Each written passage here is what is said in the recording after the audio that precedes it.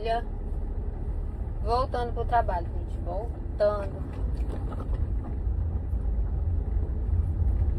Só vim em casa, dei um pulinho aqui em casa comer alguma coisa. Estou voltando. Gente, esse calor não tá normal hoje, não é possível, gente. Eles estão normal. Um calor desse. Depois eu vou tentar ver de quantos graus tá aqui.